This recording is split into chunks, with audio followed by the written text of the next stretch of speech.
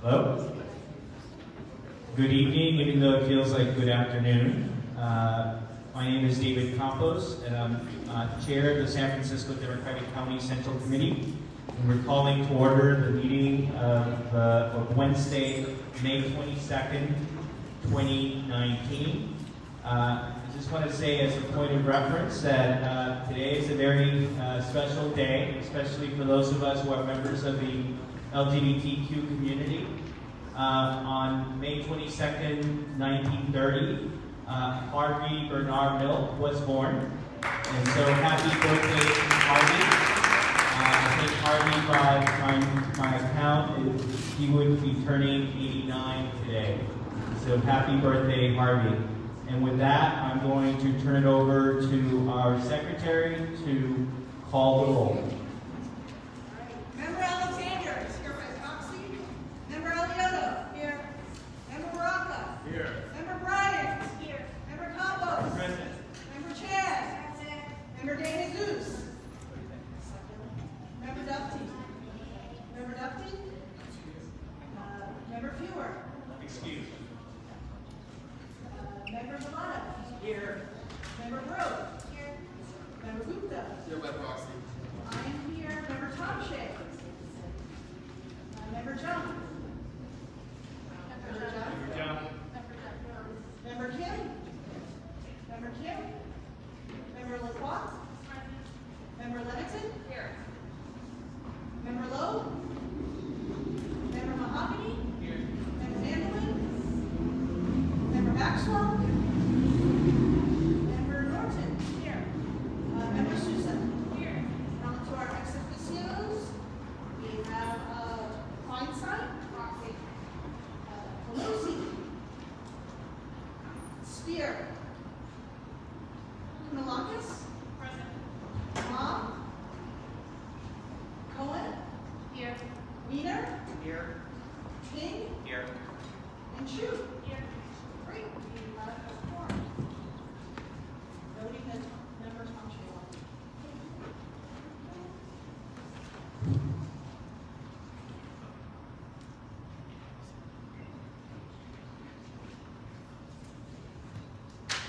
I think we have some speaker cards. If you have speaker cards, please give them to our executive director. Go on to item number 2, which is the approval of the meeting agenda. And I want to note a couple of points about the agenda. The first one is that I know that there have been reports in the press about a possible item that references possible action or disciplinary action against a member. That is not on the agenda today. As you can see, one of the items that is on the agenda is item number 7, which is a general discussion on the creation and the establishment of a code of conduct for members of the Central Committee. And that is just a general discussion that is not focused at any one member. I just want to note that for purposes of any member of the public who has the impression that there's an item that focuses on disciplinary action against any one individual. That is not on the agenda today. And then the last thing that I would note is that there is a request by both member Galata and myself to add item number 9, which is a resolution calling upon the University of California Board of Regents to oppose dignity, health, and UCSF affiliation.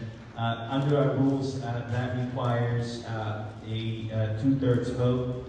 So I just want to note that. So with that, can we have a motion to first amend the agenda to include item number 9, which is the UCSF item? So we have a motion by member Baraka, second by member Maxwell.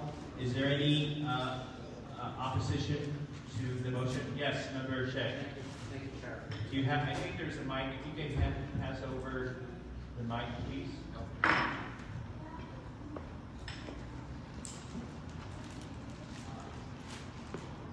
Thank you, Chair.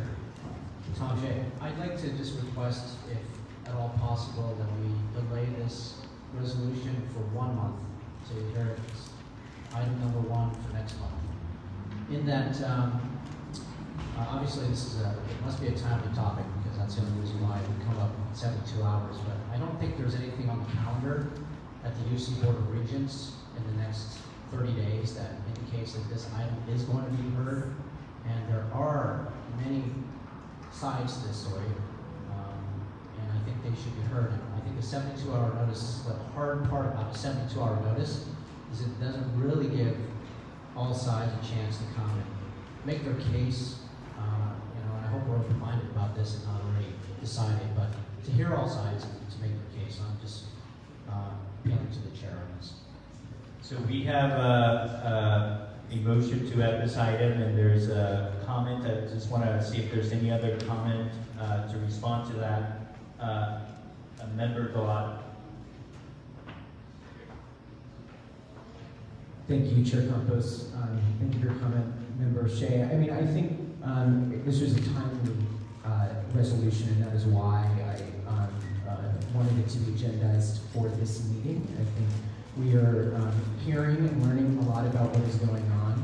A number of organizations, legislators, elected officials have come out and taken a position, and I do think it's very important for this body to take action and have a discussion tonight on the merits, on what's happening.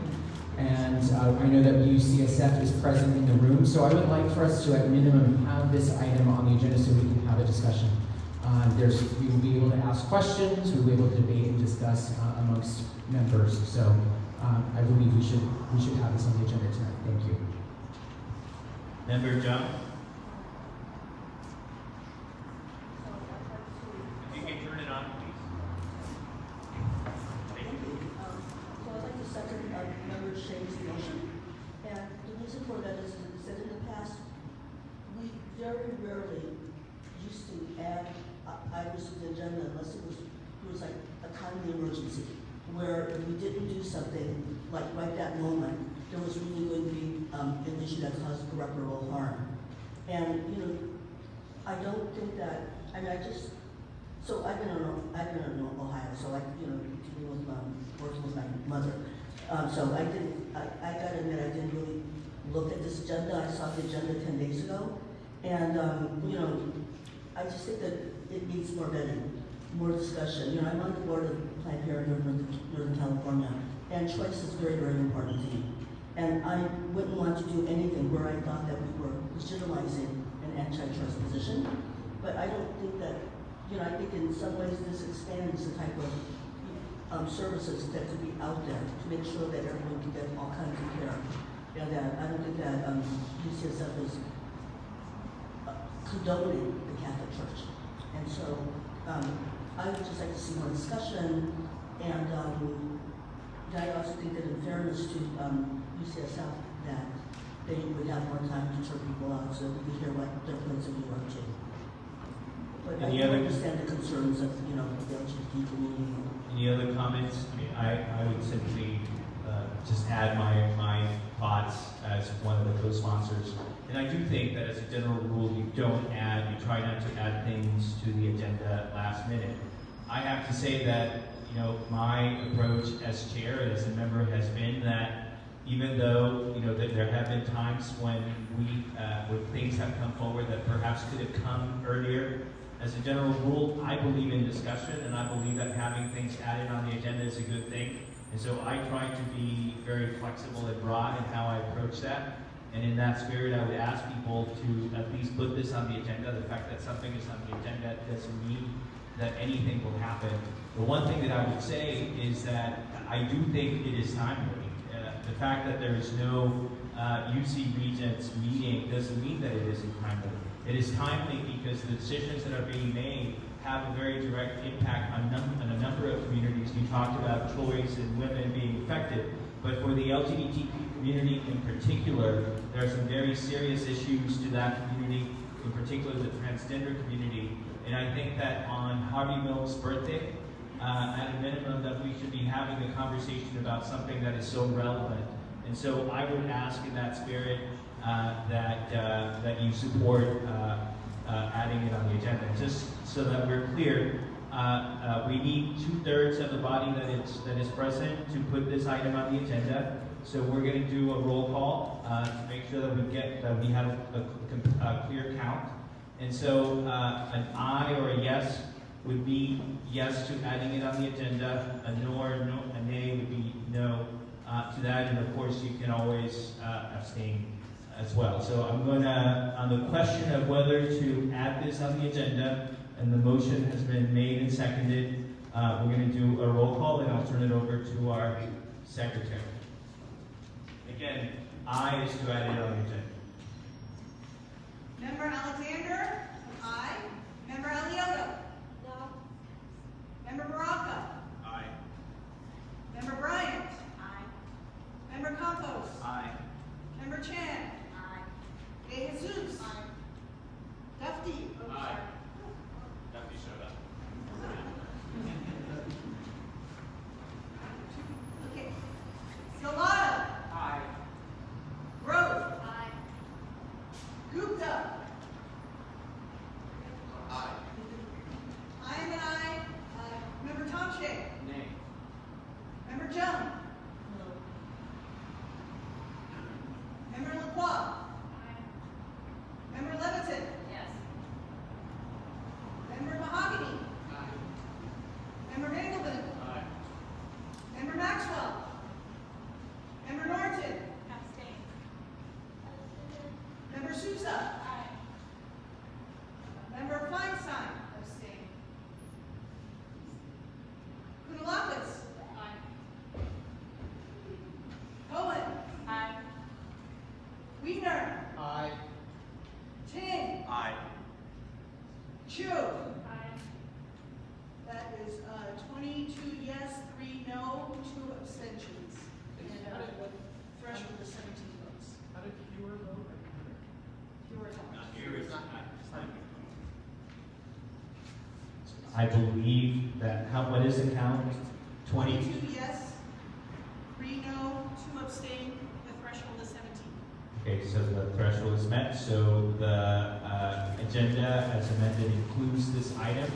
So on the amended agenda, can we have a motion to approve? So motion by Sousa. Have a couple minor additions to the corrections to the. Okay. So before we do that, then pass.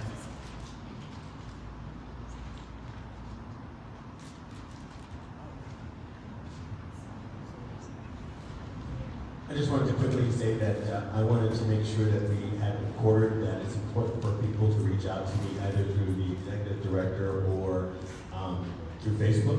I'm pretty active on Messenger. Reach me that way. I wanted to get input from folks on where they'd like to see voter registration efforts, so I think it's important that we put that in the minutes so that we can get more public participation on voter registration. That is all.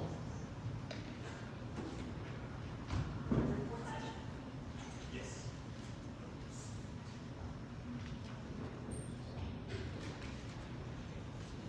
Mr. Chair, Yes. can I just ask a Member Alioto.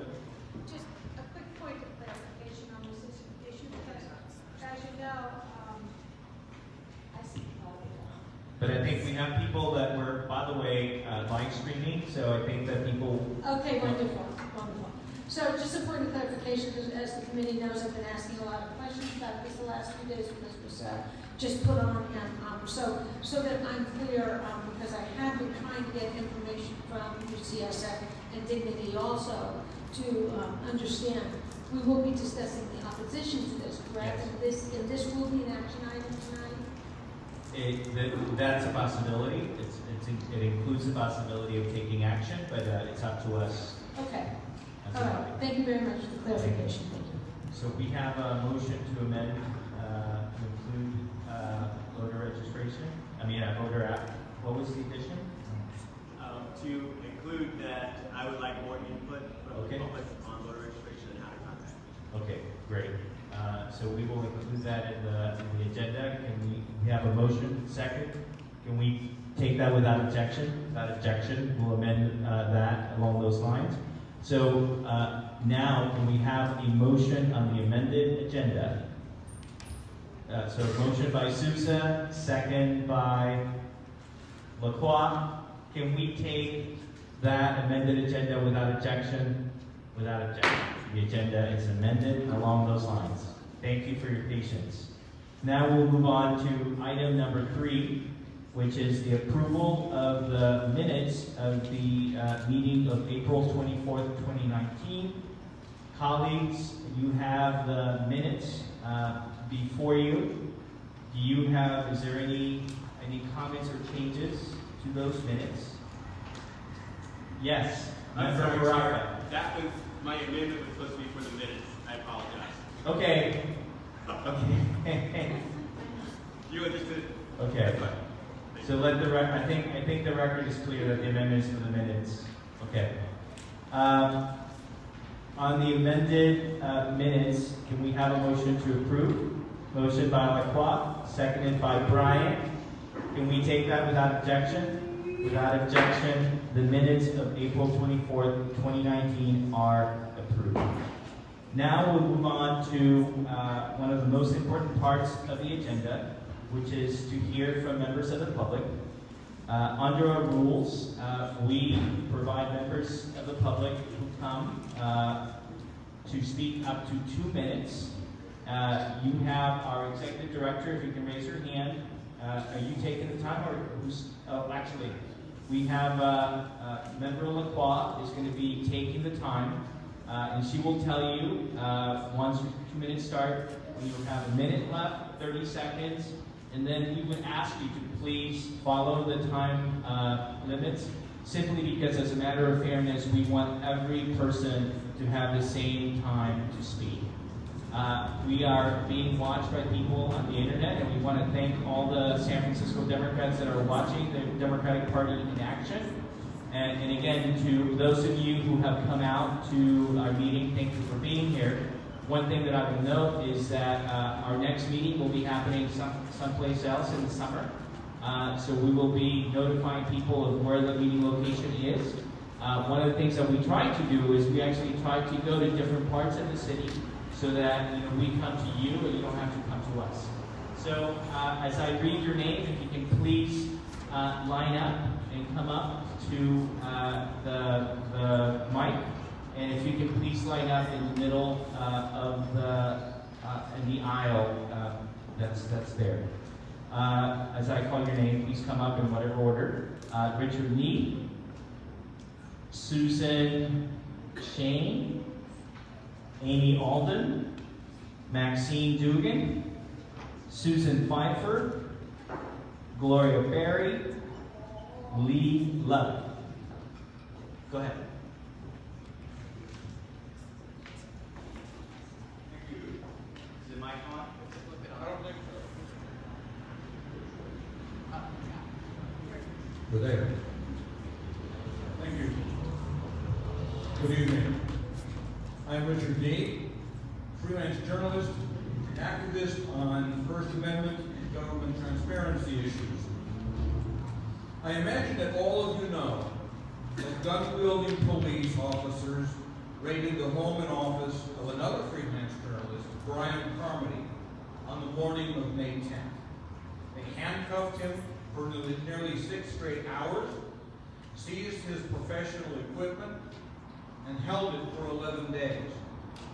The police not only violated Mr. Carmody's First Amendment and state shield law protection, but also deprived him of his tools for earning his livelihood for those 11 days. I ask that the San Francisco Democratic Party condemn this travesty.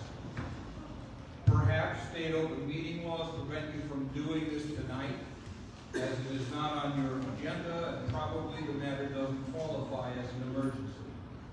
But I hope that as soon as you are legally and logistically able, you will join in protesting that May 10th police action as unacceptable in a democracy. Thank you very much. I'm going to read a few more names, a couple more names. Ben Hall and Lisa King. Thank you. I'm Susan Shane. I'm a co-lead of Swim Left San Francisco, and I'm here really just to express my thanks and gratitude because it is working with the Democratic Party, with Chair Campos, Peter Zalata, Sophie Maxwell, and beginning with Adam Diaz and others in support of our efforts and working in collaboration Most recently on Saturday, you all hosted a meet and greet for resistance organizations, party members, Democratic club members and electeds to learn more about the Democratic Convention coming up. And to that end, the Democratic Party of San Francisco has offered us to work with them at their booth during the convention so we can go and recruit more people. Swing Left is basically the field organizers for elections and in between elections, where the Democratic Party has been unable to do that. In 2018, as you know, we flipped the House, and it's because of the work, in part because of the work that we did. And we are incredibly grateful that the San Francisco Democratic Party recognizes our efforts, and we recognize your efforts. And it is so important we work together because we are all working for the same goals, to elect Democratic candidates up and down the slates. And we can do that with our collaboration. Just a couple of things for what we're doing now. Starting on the weekend of the 8th and 9th, we're going to canvass in districts 10 and 21, two districts that we helped flip. We're working for voter registration in collaboration with Democracy Action and Susan Pfeiffer in Oakland and in Fresno with the Democratic Party. And we're going to start phone banking to those districts as well. And we're planning a resistance boot camp with other resistance organizations to train the next generation of leaders for all of our groups. So I'm just up here to express our gratitude and our thanks to the Democratic Party. Thanks. Thank you. I just want to say that we're very proud of our partnership with Swing Left. Can we give them a big round of applause for everything they do? And we're very proud of our collaboration. And of course, Supervisor Maxwell has been working on that along with Han. Next speaker, please. I'm Maxine Dignan with the Erotic Service Providers Union. You may wonder, what is a erotic service provider? Well, it's anybody who earns a living from their erotic labor. So you can be an exotic dancer, an adult film performer, you can be a prostitute like me, 30 plus years. So today I have a resolution I submitted before the California State Party to decriminalize prostitution. So if there's any delegates in the room who would like to add their name to this resolution, I would greatly appreciate that. Also, I want to thank this body for your resolution a couple months ago, or was it last month already, for Senate Bill 233, which is Scott Wiener's bill that will give immunity to people for not being arrested for prostitution if you're carrying condoms and you're reporting if you're a victim or witness of crime. So I just want to appreciate you guys. It passed the Senate floor. It's on to the Assembly now. The last thing I have is that there is a rally, the Horse are going to be rallying for International Horse Day outside the Democratic Party on June 1st, Saturday, between noon and 3. So we hope that you'll all come out and join us. Thank you very much. I'm going to read a couple more names. Nate Ramirez, and I apologize if I misspelled the name or mispronounced it. Andy H. Lavacos and Twander Bailey. Miss Bailey. Next speaker. This is working. I think I get it now well enough. It's Susan Pfeiffer. I always forget to introduce myself, but I think you all know me by now. I have my usual varied list of things. One is Gordon Marr, Supervisor Gordon Marr in District 4 is holding a crime and public safety town hall on Saturday at Grace Lutheran Church from 2 to 4. I only have one copy of the flyer, but it's in District 4 in the outer park side. And it's on prevent home burglaries, package theft, that sort of thing. Democracy Action was one of the other groups that works with Swing Left and various other organizations, is having a phone bank this Saturday, May 25th, from 11 a.m. to 1 p.m. It's in the Richmond on Balboa Street, and you can find the information by going to demaction.us. I don't have anything else with me tonight. They are calling voters in Arizona and asking them to register for early voting, which is our vote by mail, so that they have a good amount of people voting early next year for the Senate and other races. Voter registration. We had to cancel this last Wednesday in Oakland because of rain, but we will be doing June 12th, I think is the next one, and we'll get that out to you. I was over at Civic Center this morning, and there was big graduations going on at Bill Graham Civic, and I went, last year, I thought we should be sitting outside doing voter registration at tables when they were doing these, and forgot. I just met Ami from UCSF, and she says they're going to have some graduations coming up at the nursing schools, etc. And Keith and Han, I suggest maybe getting in touch with Bill Graham Civic to see if there are others scheduled there and setting up outside, because there's a lot of new graduates coming out that maybe we can register to vote.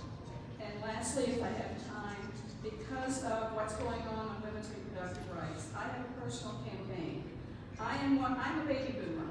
We were the last generation to deal with this before Roe v. Wade. I remember the stories of women dying from back alley abortions or self-induced ones. And I had a few occasions with friends that we had to take up a collection. And I don't want to do that again. So I am asking to get the word out to baby boomers. Remember when we shared our personal stories with Nancy Pelosi for ACA and Dreamers? We need to be getting the word out nationally for people to share their personal stories of horrendous experiences in pre-1973 and share it with their members of their state legislatures and their members of Congress nationally. It worked before. Nobody's thought to do this. So I'm just kickstarting it to try to get the word out. So thank you. Thank you, and thank you again to Susan Pfeiffer for everything she does for the party. Thank you, Susan. Always welcome. Next speaker.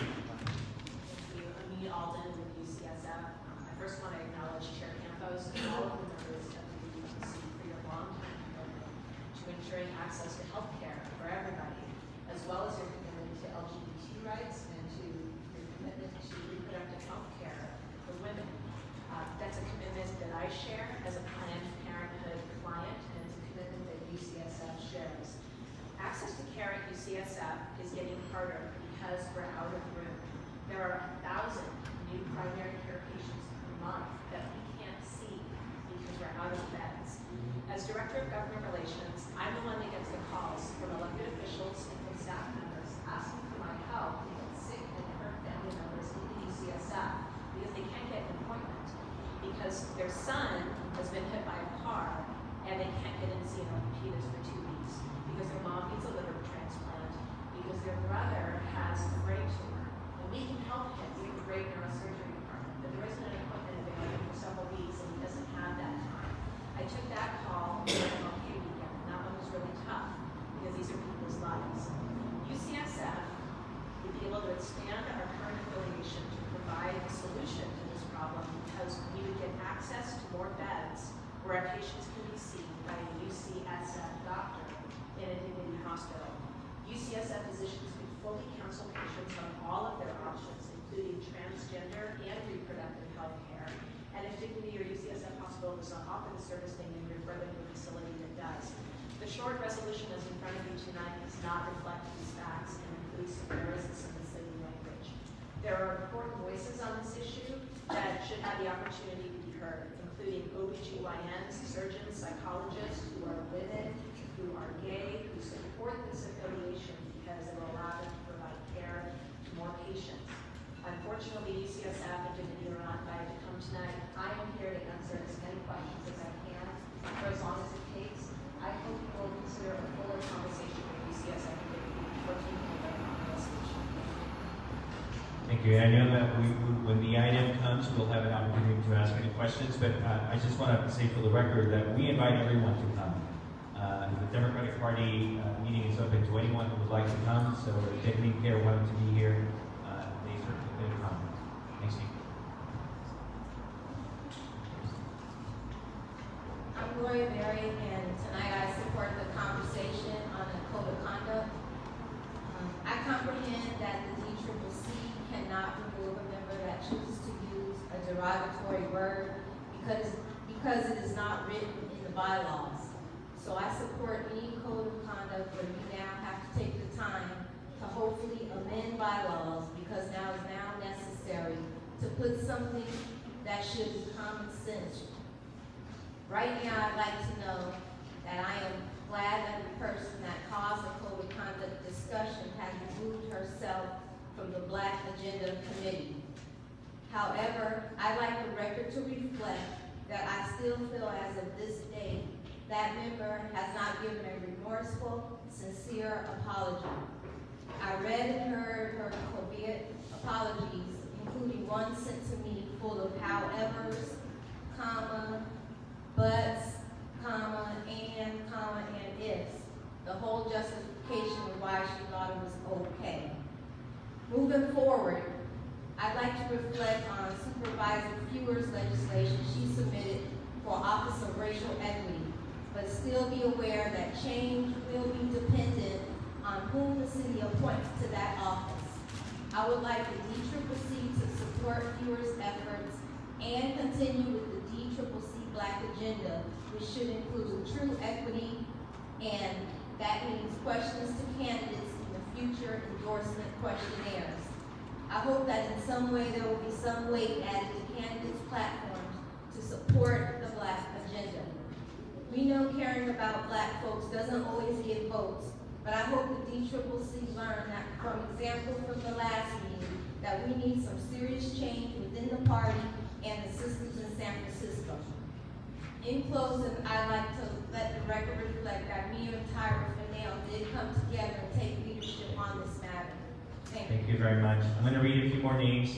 Felicia Jones, Ruthie Sakim, and again, I apologize if I mispronounced the name, Roxanne. Good evening. I am Mia Levitt, and today I finished my 15th year working at City College in San Francisco.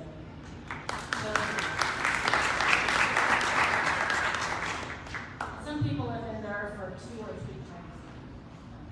So every semester I work with the schedule, and it's a lot more than just a bunch of classes, because the students are the fabric of our communities, and they are being educated. We are all being educated for our futures. I want to give you 3 examples why diversity matters for the breadth of the classes that we have. I have a friend in the community who's taken every LGBTQ class that we've offered. And some of the younger classmates are saying, wow, you lived through that history. It's about intergenerational learning, and that's what community colleges offer. A couple weeks ago, I had a student who's planning to transfer to San Francisco State and major in Japanese studies. Who majors in Japanese studies, right? She's Chinese American, and there's really so much more that when you learn about another culture, you can challenge the geopolitics of hate that the country of China has been trying to sow against Japan for things that happened 50 years ago, but for economic reasons. And she's there to be a diplomat, to be a bridge. Just yesterday, I saw a student from the country of Togo, and he actually has a bachelor's, and he is trying to go to graduate school. He's taking 6 of our political science classes, and they will help him to learn what it's like, what American politics is, San Francisco politics are like. These are so valuable, and everything that we do in the community is about this community.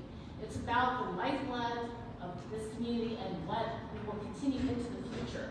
The diversity really matters in our people, in our classes, and in the office. Thank you very much. Next speaker, please. Hi everyone, my name is Lisa Kennedy, and You can speak into the microphone. I'm involved in disparities in the Black community, Justice for Marika Woods, and this is actually my first time speaking on behalf of that group. I came to witness and to be in solidarity with Felicia, and thank you very much for letting her to come join the group last time. I get very nervous at the microphone, and so I felt like I learned quite a few things in that session, which I very much appreciate, that I'd like to share with everyone to hopefully help this body move forward. And it's how we treat each other. It's not limited to explosive, violent words. It's also in silence. MLK said, there comes a time when silence is betrayal, and I want to make sure that I'm not doing that. So that's why I'm up here, despite my nervousness, to let you all know that even though there were explosive words that were used last time, there are other white people and other people in this room that may have been silenced, and we need to work that out, cultural competency, and how we can get through these issues together. So that's what I want to reflect back to everyone. I also wanted to say that I think that you were the model of how to not hesitate to offer your business card, and Sandra Buer with her agenda and talking about equity. It's just the way to show up. I've been in workplace environments where if a group would come to me and say that they were being discriminated against and they were not, this is wage discrimination, this is hostile work environment. If I had a coworker come to me and say that that's what's happening, I would want to show my solidarity. So what I would have wished is that more people would have shown that, and it scares me to think that people may have been scared into silence or something is happening that people aren't in solidarity with that. These are our taxpayer dollars, and these are our people. Thank you very much. A couple more names: Dee Hewitt, Matthew Font.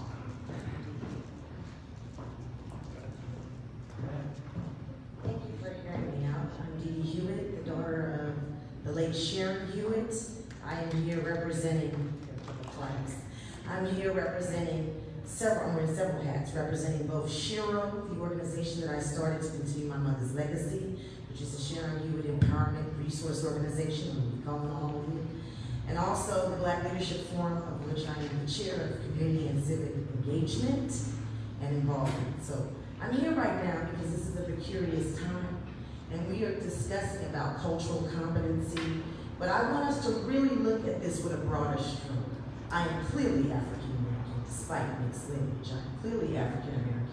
And I want you to think about the legacy that Angela Alioto has left for the Black community. She is one of the greatest proponents of the African American community. And I think that sometimes when we have our proclivities towards sensitivity of the use of certain words, we miss the broader picture. I think this is a matter of interpretation, and I think that she meant no offense to the broader body, because her legacy and her history has historically been, she was one of my mother's starches, assets, and proponents. And she went through the trenches with Sharon Hewitt when other politicians wouldn't.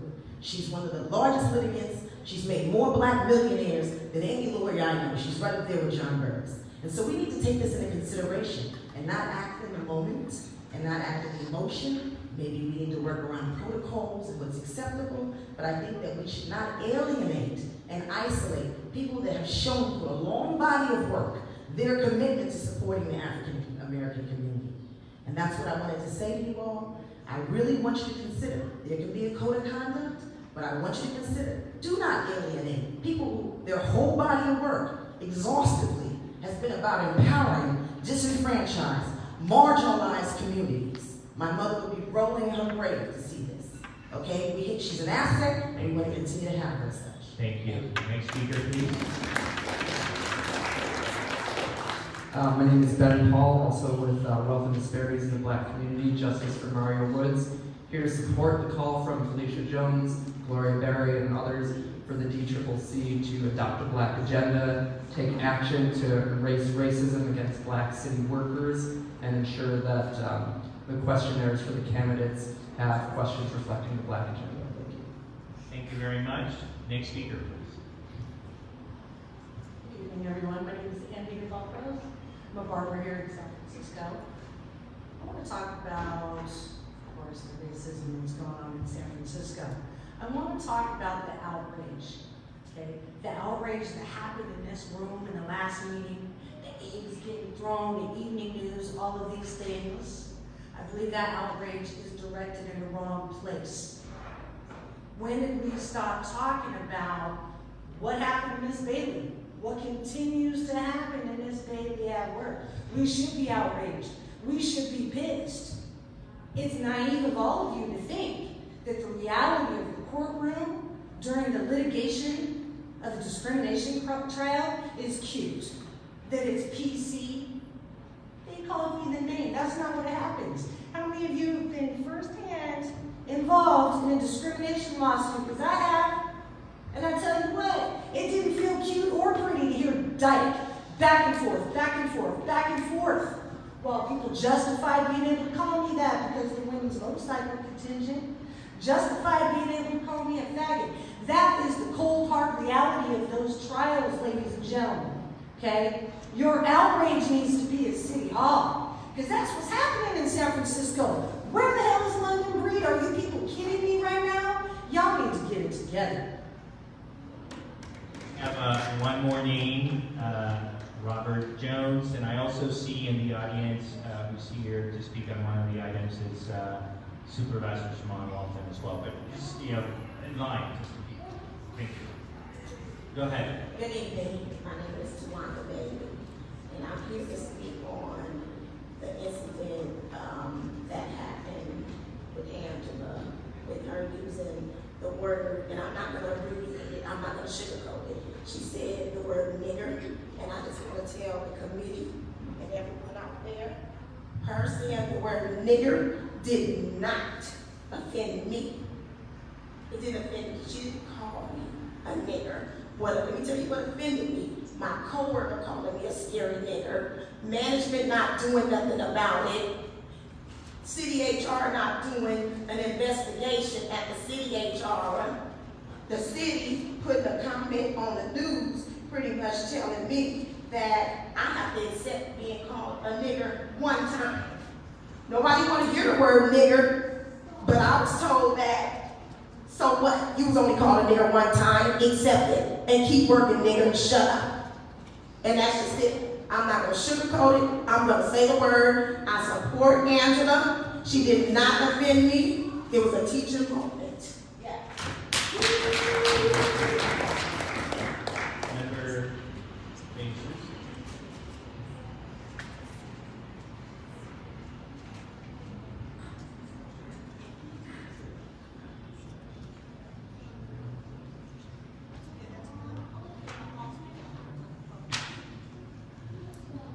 Next speaker, please. Member Maxwell.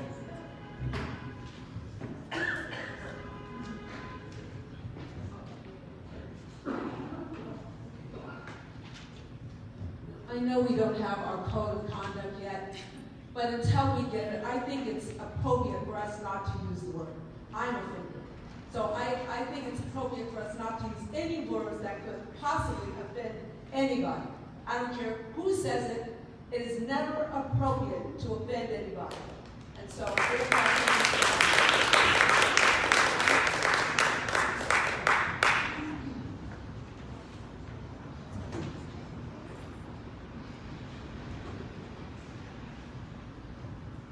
Next speaker.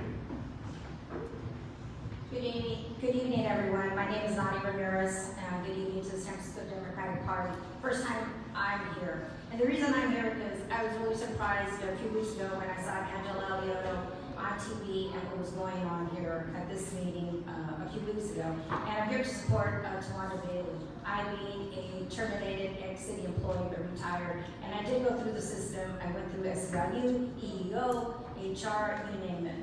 Yes, it occurs in our city and county of San Francisco, and what I'm here is to at least tell you, the San Francisco Democratic Committee, is that we need to join really together to see what the city and county of San Francisco is going to do to the current employees that are harassed.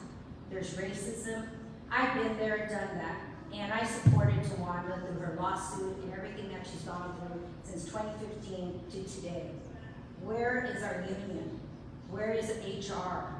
We need to be backed up. We pay unions. We do everything we need to do to become good city employees, and I think we need your help. And thank you, Angela, also. Thank you. I have one more name, John Paulo Vernez.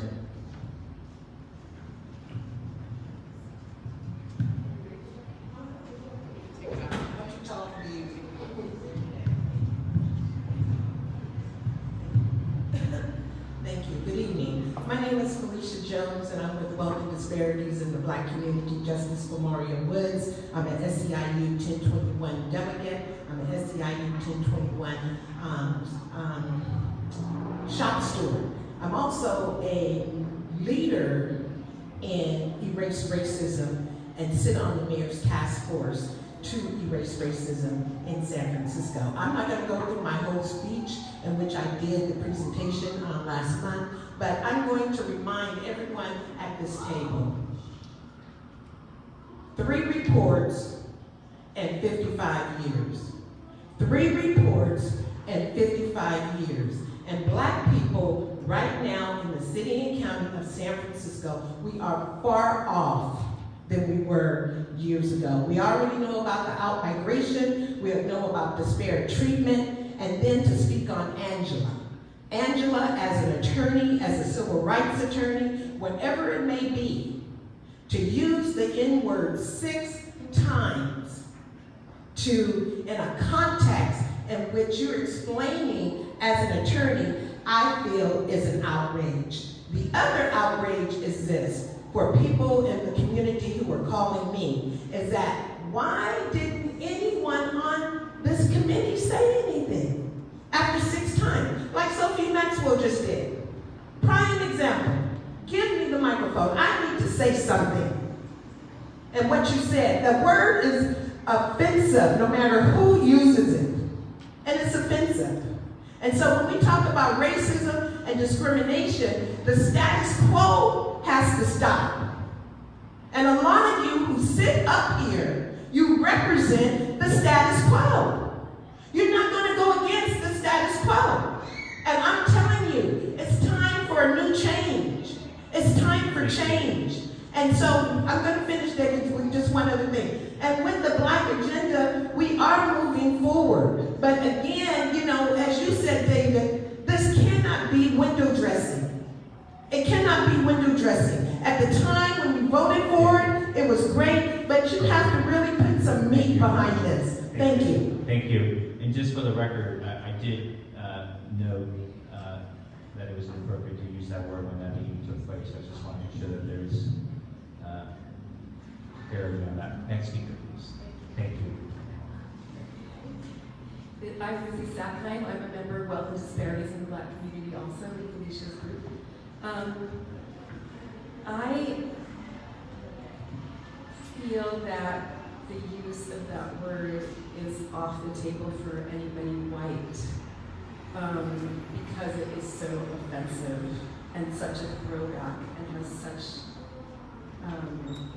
connotations. And what's the word when you re-experience trauma? I think it does that, re-traumatization. And I wouldn't want to do that to anybody.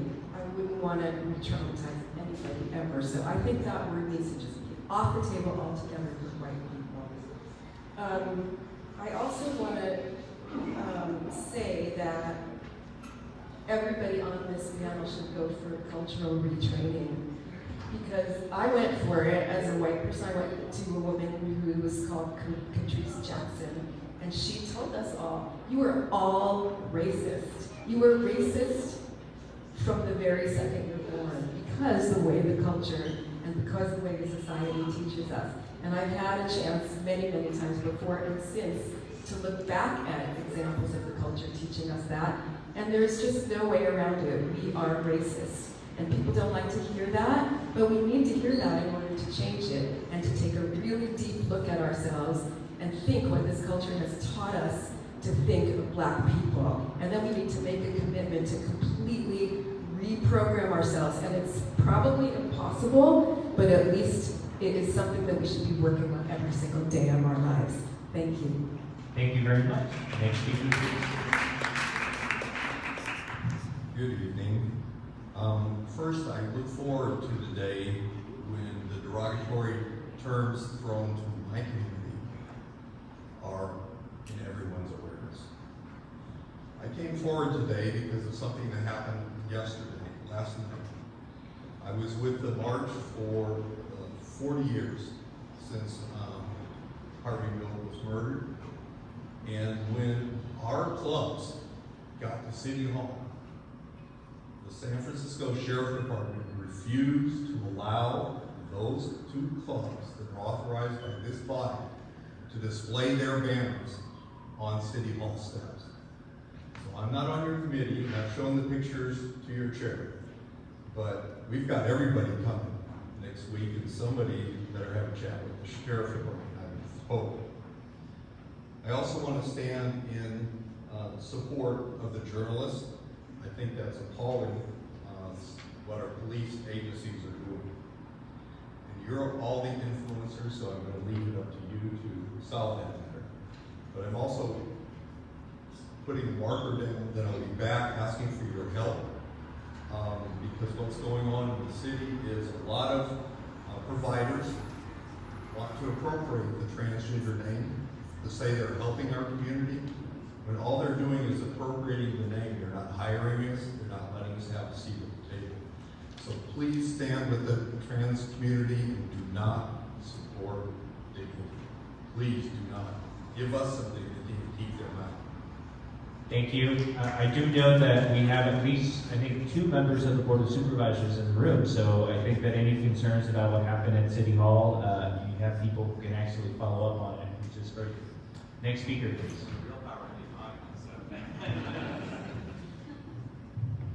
Hi there, my name is Matt Fox. I am also with Felicia Jones's group, Welcome Disparities in Black Community Justice for Maya Woods.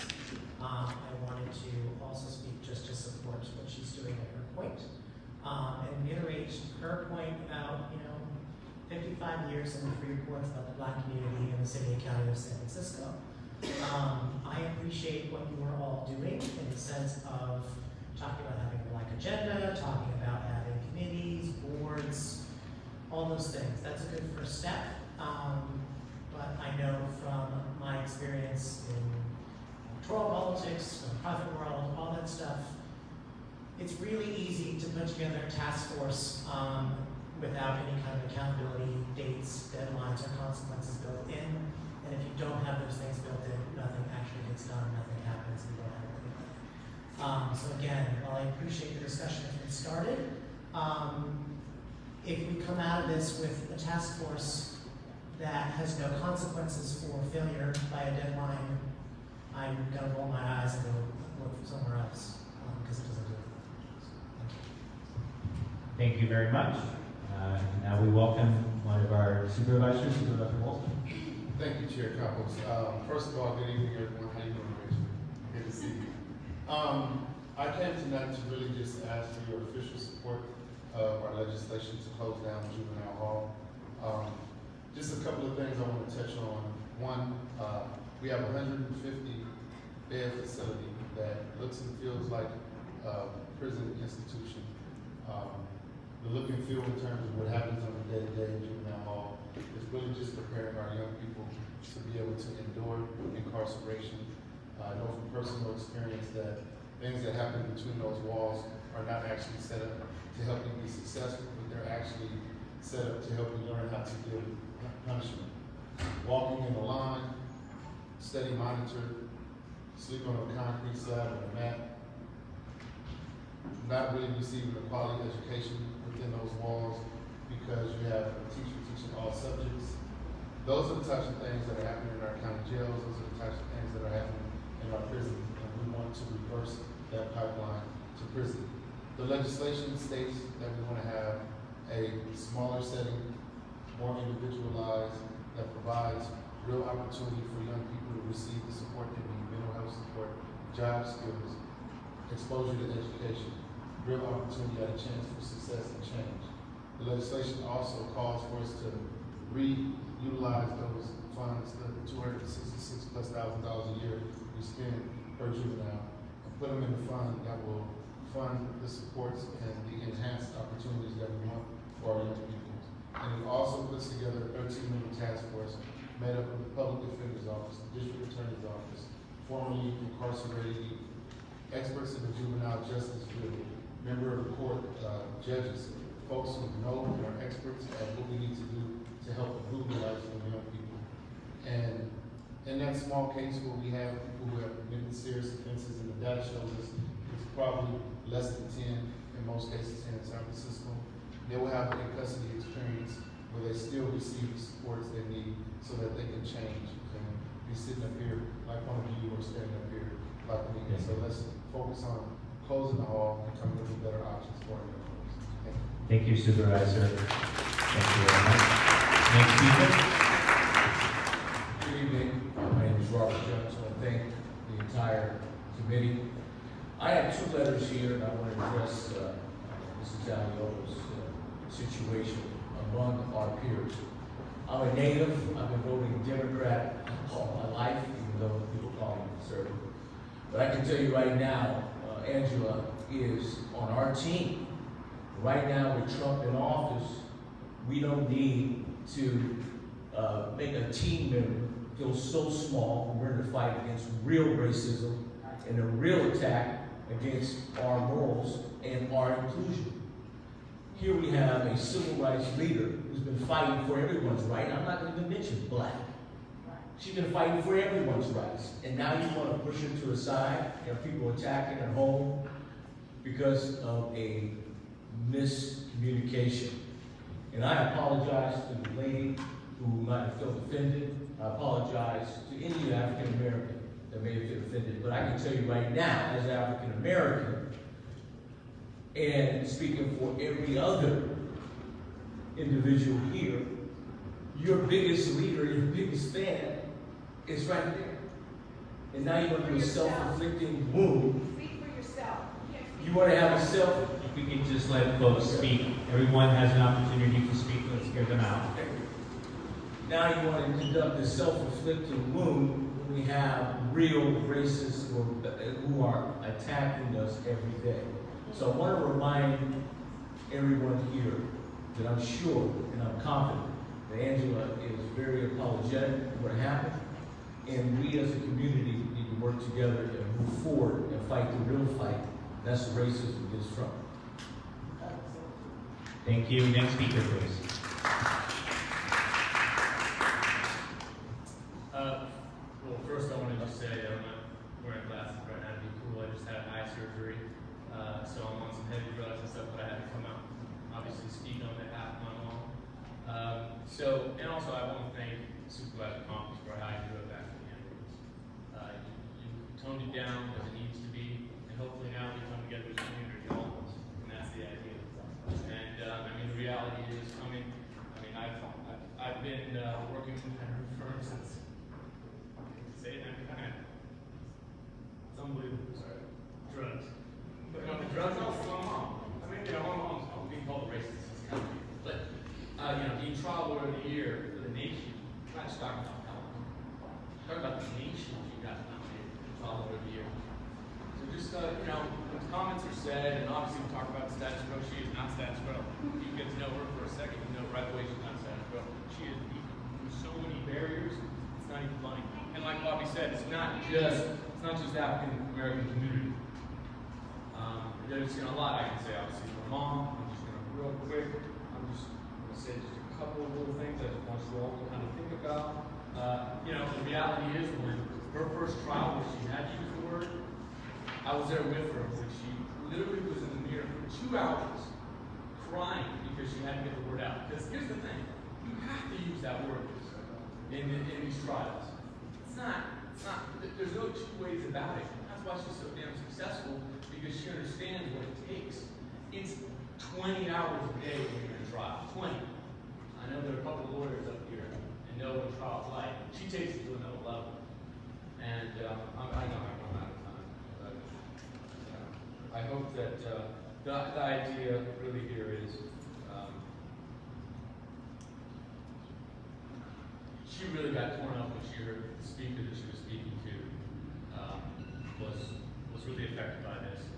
And it really hurt her in a major way. I'm happy to hear the speaker that she was speaking to. Thank you very much. I appreciate it. Swift recovery. Thank you. I believe that concludes our speakers for tonight. If there's anyone who has not spoken who would like to speak, please come forward. Go ahead, sir. Just go ahead and just let us know your name. Thank you.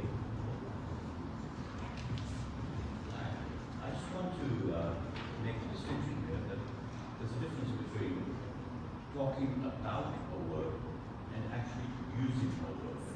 The word in question is an artifact. It's hard to demonstrate an artifact if you have to dance around it. So this, I think we should all understand this. I'll say it again, there's a difference between actually talking about a word and using the word to describe someone, to talk to someone. We were discussing the word. That's what was going on. I think that's lost on a lot of people. I just want to do that. Thank you.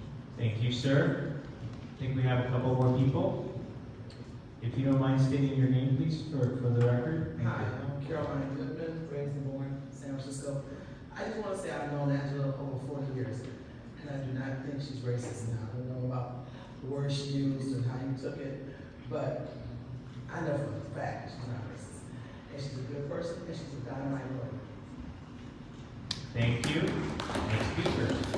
Hi, David. I'm Eddie Brown, and I'm one of Angela's best friends. I've known her 20 years. My family is multiracial too. She seems to love them all. She gives my grandson writing lessons over her ranch. She's just a fantastic person for her entire life. I'm sorry about this misunderstanding, but she was quoting her clients, and so her clients get called that all the time. My grandkids get called that all the time. That doesn't make it right. Dick Gregory wrote an entire book titled The N-Word. He said, I hope that every time anybody hears that word again, my mother will think that they're advertising my book. Anyway, love you, Angela. Love you, David, too. Thank you. I think that concludes public comment. Public comment is closed. Again, thank you everyone for coming out to the TCCC. We'll now go on to number 5, which is reports. And I want to just begin. We'll try to move it quickly. As chair, I just want to say that the bulk of the work that most of us have been doing for the last few weeks has been around the convention. And as you know, we're just a couple of weeks away. It's actually less than that, a week and a half away from the convention, the State Democratic Convention taking place here in San Francisco. We have a number of things that will be happening. As was noted earlier, we will be having a booth at the convention. And I think you probably saw one of our new banners as you were coming up at the meeting. And so if we can give a round to Kelly Groth, who helped to work that.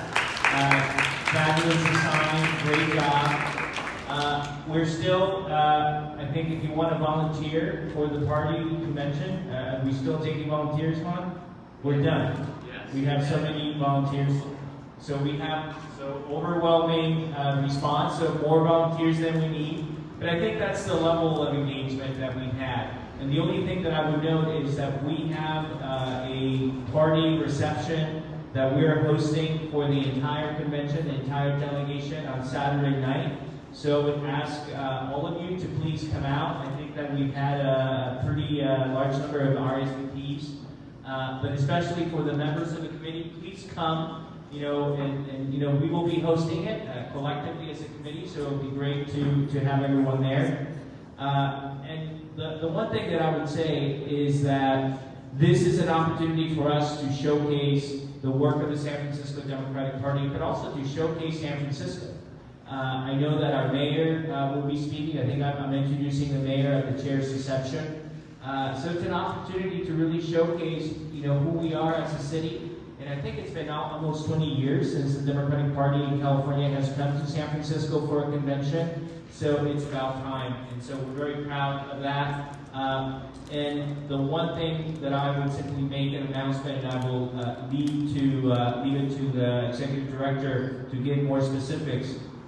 If you can please hold a date for our upcoming dinner. It's a big event for us. It will be August 21st. We will be honoring Speaker Nancy Pelosi. She will be at the dinner. As you can imagine, it's been a challenge to find the right time that works for her. So August 21st works for her. And we want to have this be as successful an event as possible. And with that, I will turn it over to, if it's okay, I will do the treasurer report as well. Our treasurer is out sick today, but I wanted to note it's in your packet. As you can see, the financial statement that's in the packet.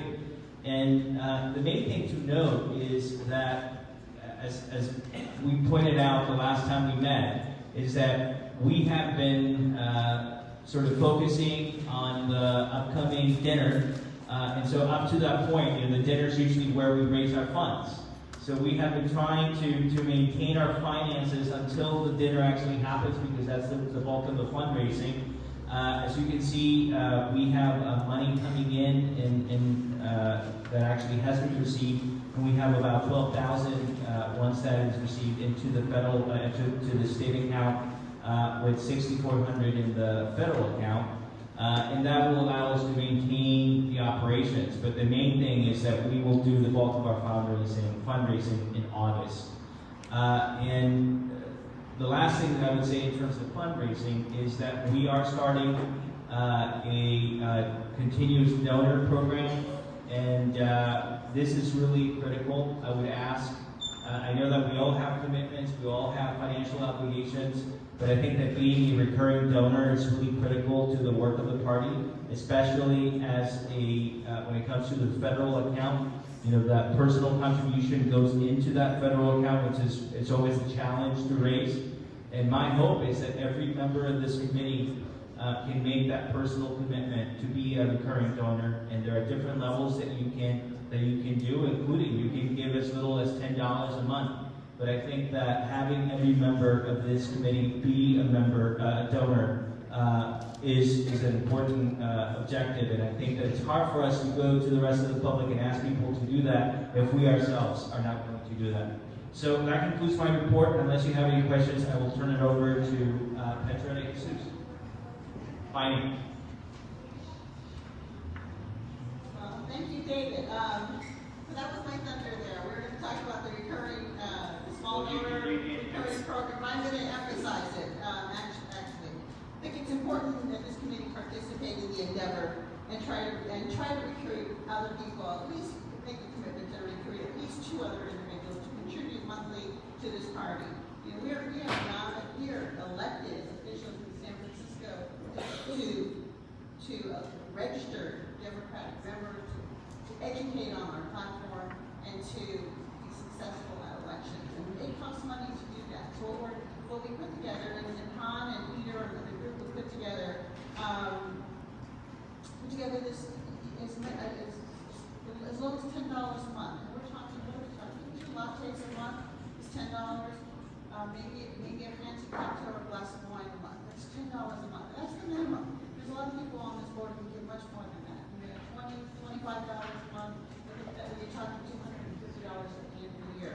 But it's something. It's accessible. It's easy to do. We have a link, and Han will give you the link. It's on our website. It's a really small price to pay to ensure that we get Democratic principal platforms and register people, and that we get out the vote in November. Every single election has consequences, and we are living under some consequences right now. So it's important that we change that tide, and we need money to do that. So I would ask every member here, and I think Han's going to give a report on that, to sign up and to also get others to sign up. And actually, at the convention is another opportunity to see if we can get the small donor program going and get some contributions to that. It's a really easy way to give. So that's my report. Thanks.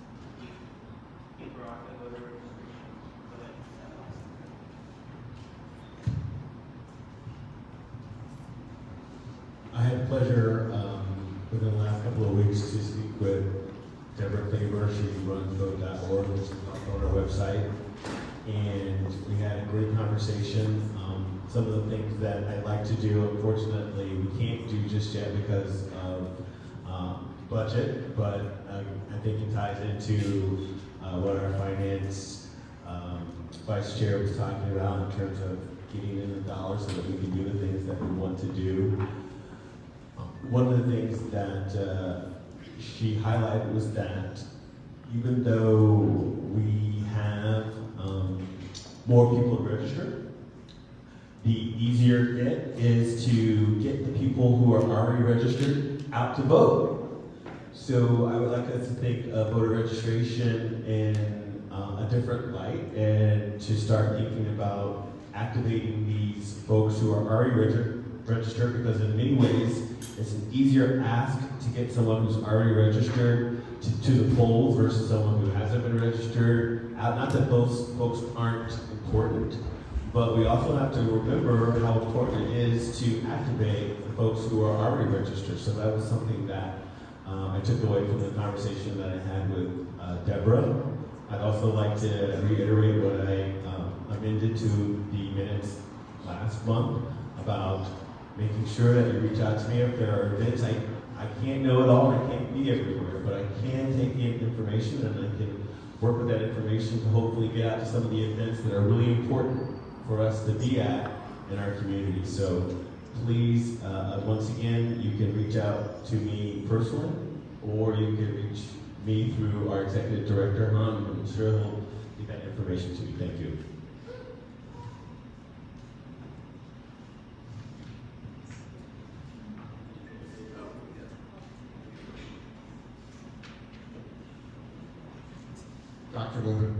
Dr. Member Gupta will be giving a report now. She wanted to give a big thank you to all the Charter Democratic clubs and District Director Henny Kelly for organizing folks for the pre-endorsement conference. And then she wanted to do a plug for the Women's Caucus that will be meeting on Saturday, a convention at 8 a.m. And as well, she also penned a guest column in the Women's Caucus newsletter that she would like to give some credit to. That is my objective. Women's Caucus starts at 7:45, and I suggest being there by 7:30. So the update is the Women's Caucus is starting at 7:45 a.m. It will be a very busy caucus, so please get there early. Thank you, Sue.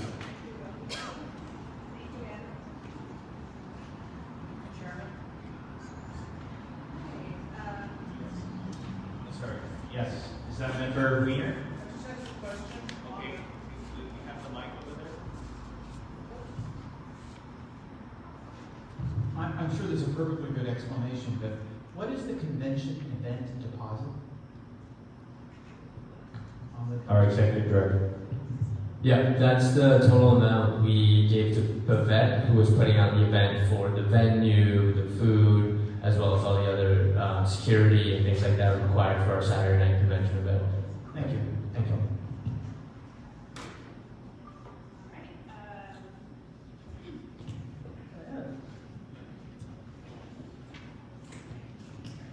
All right.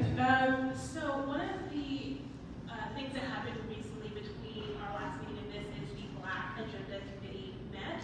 And just the takeaway from the discussion that we had is, doing a Black voter registration effort. And I think having something like that around Juneteenth, focused around, engaging more, bringing more people into the Democratic Party, especially Black people on such a joyous day would be a good idea. And so I look forward to working again with the Black Agenda Committee on making that a reality.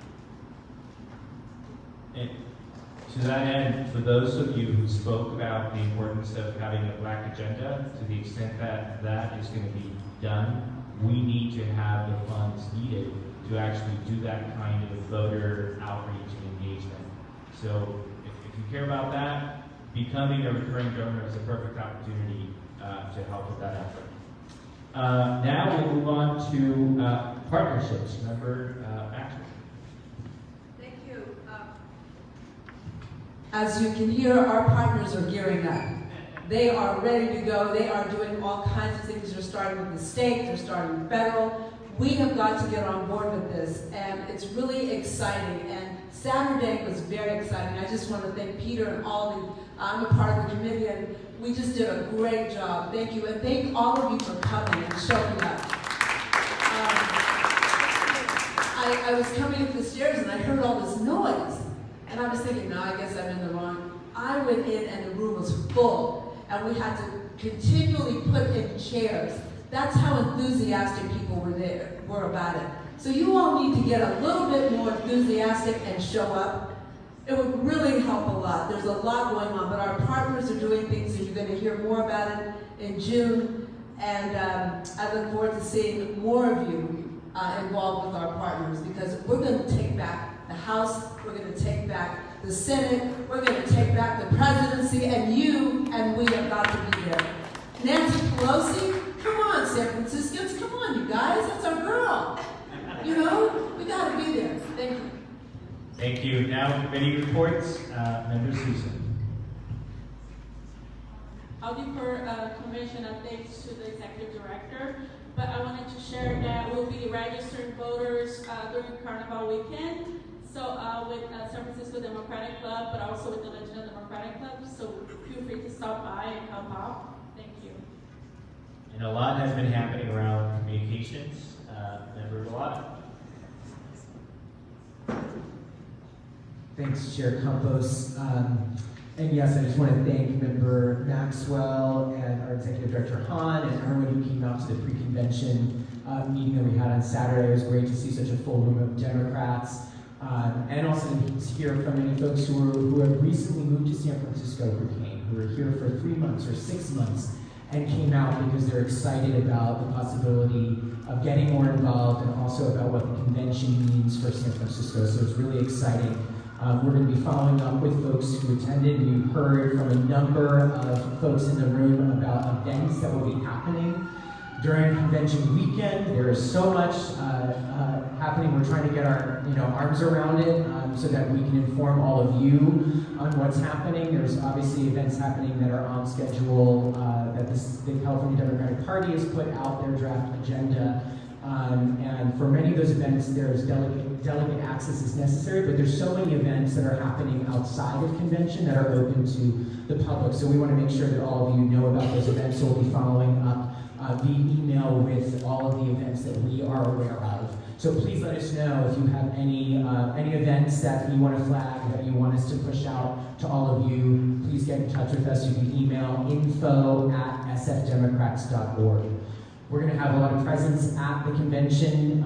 We're going to be visible. Look for our signs. Look for our booth. We have swag that we'll be giving out, pins, some great reusable cups for water bottles so you can carry around and stay hydrated.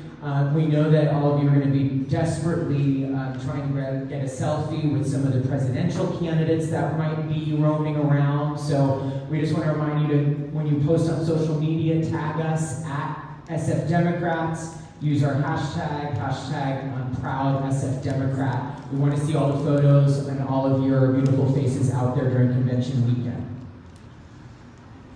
Thank you. Member Maxwell.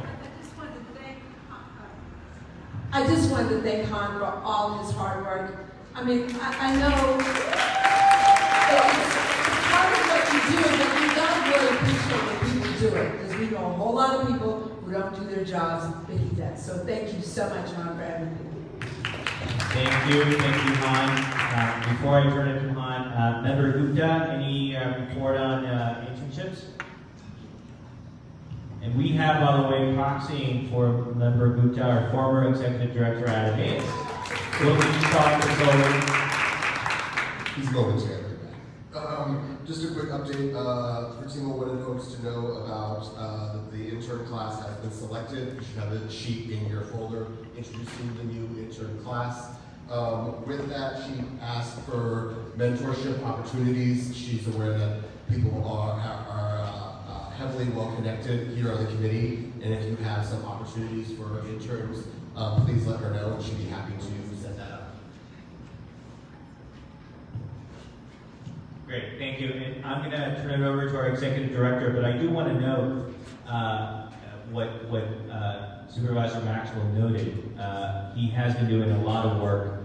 One of the things that happens when you're the host city of a convention is that the state party turns to you for a lot of things, a lot of logistics for the program throughout the convention, and Han has been there, and throughout making sure that that there's a plug for the local party, and that we have that visibility, and a lot of the things that you're going to see are happening because of Han, including organizing volunteers. So with that, let's hear it from Han, and another round of applause.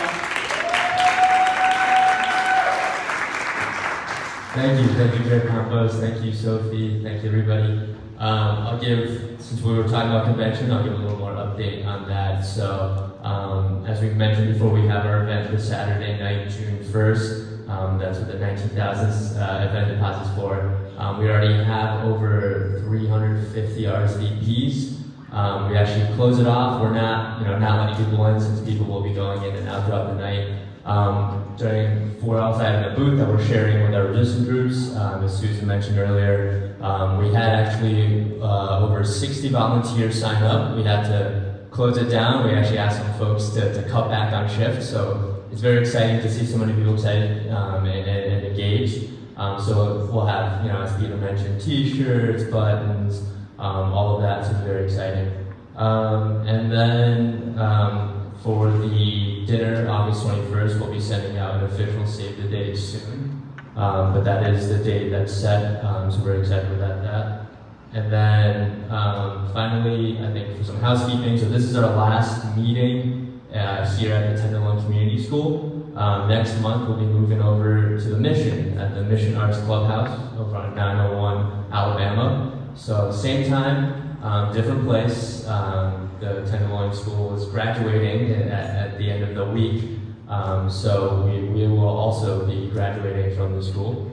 And then finally, I just want to plug the recurring donor program again. I know we talked about that a lot, but it is really important, and the small dollar donations keeps the lights running. You know, it's paper clips, it's pens, it's folders for these meetings. Very small things that we don't really think about, but those small donor recurring donations are what helps us make these meetings happen. So please, if you haven't signed already, go on our website, on the donate page, you have an option to be a recurring donor, and please recruit your friends. Thank you. Thank you, and just to note that, you know, the person we'll be honoring, our keynote speaker, Nancy Pelosi, was just awarded the 2019 Profile and Courage Award by the JFK Library. So, you know, that's who we'll be honoring as well. So, we'll now move on to item number 6, which is the presentation from AFT 2121 on recent cuts to City College and impacts to faculty and students. And this is an item that Member Galata had introduced, and I was a co-sponsor. Thank you, Chair Campos. So, unfortunately, AFT 2121 members were not able to be here tonight to provide the presentation. So they are actually up in Sacramento today lobbying for the changes to the state funding model. So they unfortunately couldn't make it tonight, but I'd like to make a motion that we continue this item to the June meeting. So we have a motion. Is there a second? Seconded by Member Souza. Can we take that motion without objection? Without objection. Thank you. And now we'll move on to item number 7. And I simply want to note with item number 7, which is an item that I put on the agenda, discussion about establishing a code of conduct for the Democratic County Central Committee, and specifically focusing on the members of the committee. My hope is that this is something that engages members of this committee and that actually welcomes also participation from members of the public. My ask of our membership is if we can have a working group of people, 3 or so members and a couple of members of the public who would be interested in volunteering to work with me and our executive director to draft language that we would then bring back to this committee. I don't have the magic words to fully describe what conduct we should follow as members of this committee, but I think that we can work together to develop that. I think it's also important for us to welcome Democrats that are not on this body, but who are involved in the work of the party, to be engaged and to be involved. And what I will do is I will make sure that we, once this working committee is established, that we let people know when we're meeting, and happy to invite people who would like to come and be present when that meeting happens. We want this to be an open process, but the main thing here, right, is that we want the conduct that we engage in as members to reflect the values and principles that we have as Democrats and as elected members of this body. And it is in that spirit that we're trying to do that. We want people to feel welcome. And I can tell you, having been a member of the Board of Supervisors, that we cannot tell people when they speak before this body, don't say this word or don't say that word. You can ask them, because of free speech implications. And my hope is that once we have this code of conduct, that we can also develop something where we ask the public when they come before this body to make sure that they also follow certain conduct and certain principles and procedures. Because the main thing here is that, we choose to be Democrats for a reason. There are certain things that are at the heart of who we are as a party that make us different from other parties, the Republican Party in particular in this time. And we, especially in San Francisco, being, I think, in many respects, the heart of the Democratic Party, not only in the state, but in this country, we have to model behavior not only for ourselves, but for the rest of the party in the state and in the country. And that's really the spirit in which I introduced this, and I'd like to ask if there are any members of this body who would like to volunteer to be involved in this effort. Member Bryan, Member Lacroix, Member Sousa. Yes. And Member De Jesus as well. Is there any member of the public who's in the audience who would like to? Okay. So if you could please give your name to our executive director, Han. If you can please give your names to Han. And what we will do, unless there's any objection from the body, is that we will proceed to set a meeting after the convention, sometime in June, so that we can begin that work, and we will notify the committee of when the meeting is taking place, so that if anyone changes their mind and would like to be involved at that time, you have that opportunity. And our hope is that we will have something to report back to the committee when we meet again in June. Okay? Any other comments or thoughts on this issue? Yes, Member Shea.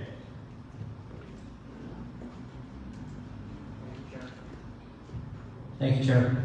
I just want to remind the committee that we actually undertook this effort in 2015. We were handling a pretty hot topic at the committee, and there were probably 200 or 300 people in the audience, and lots of opinions. Obviously, it got really inflamed. The audience got out of control. We made our vote. It didn't fall the way some of the members in the audience liked, and they became very agitated. One member, she's no longer on the committee, Leah Pimentel, was assaulted by a member of the public. She filed a police report to that effect. I was swatted by the same person. It was pretty much a low point for civil discourse. It was getting to be dangerous. Nobody could leave their seats because they blocked the doors. We were in the state building at the time. There was no way to call anybody for help because we couldn't get a cell signal. People were frightened. So following that event, the executive board of the DCCC endeavored to begin to find a way to have a code of conduct for everyone at a DCCC meeting. And what we found was that you cannot regulate speech. It's protected, as it should be. But that the chair has significant powers to control the meeting. And that still remains the same for every chair of this committee. And what we endeavored to find at the following meeting or a subsequent meeting was that we did talk about how to handle an outburst from the public or even a member. I've seen chairs thrown by members over the last 20 years. I've seen an F-bomb dropped. I've seen all kinds of crazy stuff from ourselves, not just the public. And it's really, the rules are very clear with the DCCC. Under Robert's Rules of Order, which we all follow according to our bylaws, members cannot disparage one another.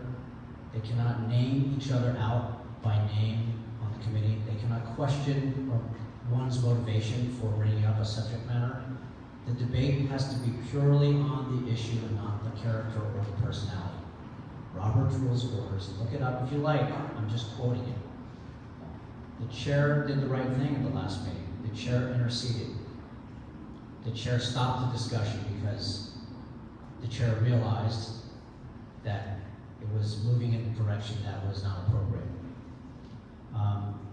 To come up with a code of conduct to regulate ourselves is a really great idea, but it's going to be a really difficult task. I think we all understand that. And I applaud the subcommittee that's gonna endeavor to do this. We did it. We thought that safety was a #1 priority in addition to speech, but when the assaults happened, we had to take action. There is a process in place. There's a code of conduct for our public and ourselves. I'll send that to the committee so you can see it, and you can use that as a guide. But I do think it's going to be very difficult to tell people what they can and cannot say in a public forum. And I know everyone has said that over the last month, what you can and cannot say. And we all agree that there are unwritten rules about this, but to write it down, it's going to be difficult. And I just want to ask the subcommittee to rely on Robert's Rules of Order. We have a great chair who knows how to run a meeting. He has a gavel. He can use the gavel anytime. He has the power to call a recess at any moment without debate. That recess can stop discussion immediately on the spot. This was what we came up with in our last code of conduct. It will work in the event that an audience or members become so out of control that we have to put a stop to the meeting. Then we can call the proper authorities, who would be considered a sergeant at arms, to have that person removed for a violation of disrupting a meeting, if it comes to that. So there is a mechanism in place already, and I want to make sure you're aware of it before you head down that road. And I appreciate the thoughts. I think the concern is not just what happens in the meeting, but actually the significance. Even if the meeting is orderly in terms of conduct beyond words, but the significance of certain statements and words. And I think that's part of the discussion. I welcome the additional information, and I welcome your involvement as well, because I think that you have a lot of thoughtful comments and a lot of history and experience with this issue. So again, I don't know that there will be a perfect code of conduct that anyone can develop, but I do think that we have an obligation to do the best. And at the end of the day, it's simply a recommendation to this body. Member Bryan.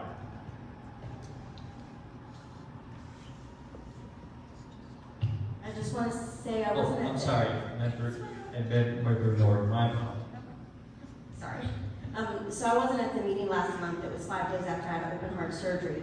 But when I started seeing the reports back on Facebook, I tried to tune into the meeting and I just couldn't get in. I don't have the right app. I've listened to people I respect on both sides from the community about this, and I just really want to go on record and say that I don't want to attack anybody, and I'm always about teachable moments and people growing and learning and changing from mistakes. I just have to say, for me personally, I would have heard that word and been here, I would have been very outraged and very upset. I was raised in a household where you can never, ever, ever say that word. So the white woman, I just want to say, I'm sorry, I apologize, and we do need to have a code of conduct. And this is not to attack any one individual. I don't even think it was said with malice. I just think what you can say in a courtroom, you cannot say in public. And I just want to go on the record to say that I wasn't here, and I want to weigh into the public what I weighed in, I think, to our committee personally, but I just want everybody to know how I can't find that word acceptable in public space like this, ever, under any circumstances. Member Norton. Turn it on. Okay. So I wanted to just offer the perspective. I mean, on the school board, we have some governance standards. I wouldn't call it a code of conduct. And I wanted to ask you, Chair Campos, or one of the other former members of the board of supervisors on the committee, are there any codes of conduct that we could use as a guide for other elected bodies on the board or others? I mean, I think that there are some things that the Board of Supervisors has, and I think that we will do research, and so if there's any information that you think might be relevant, we can look at it. We're certainly happy to consider that. In any event, this is an ongoing conversation. I really want to thank people, and one thing that I would say is this, that I think that my experience from my own personal life is that mistakes are made all the time. And it's not the absence of mistakes, but how you handle them and how you move forward that define a person and ultimately will define who we are as a party. You know, we will make mistakes, but at the end of the day, there are certain values that we hold, and we want people to come to this body, and we want people to feel that this body not only welcomes them, but this body reflects the values that make you want to come and be involved in this body. So we'll keep you posted. Thank you very much, and now we'll move on to item number 8, which is a resolution that has been put forward by Member Sousa and Member Galata. A resolution in support of closing Juvenile Hall. Member Sousa. Good evening. I would like to ask for your support to this resolution. As Supervisor Shamon Walton alluded to, it's about time that we take an action in addressing racial disparities, but also ensure that we are protecting our most vulnerable youth and, you know, stop criminalizing them, and instead put systems in place where we can help them grow and provide access to resources that can help them grow personally and opportunities for them to contribute to society versus criminalizing them. I urge you to support this resolution. I think it's an important step that we take. 3 of the DA candidates have shown their support for this resolution, along with many of the members here. As an immigrant myself, I have been treated as a criminal many times. As a DACA recipient, people have called me, as an immigrant, undocumented, illegal many times, and it doesn't feel right. And I think that we should respect people, but also empower them and uplift them instead of criminalizing them. Member Goyota, would you like to add anything to it? Okay.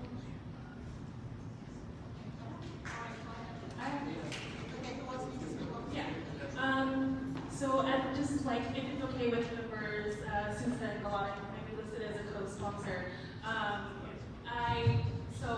during my time doing the youth advocacy work, this is something that has been, on a lot of young people's minds, saying, let's shut down Juvenile Hall. And so I'll speak for myself, I'm really glad to see the supervisor kind of continue to bring this and elevate this issue to our board of supervisors and have them take action, not just because this is something that has been raised at the grassroots level for some time. And so I'm really excited to see this legislation before the board, and I'm fully in support.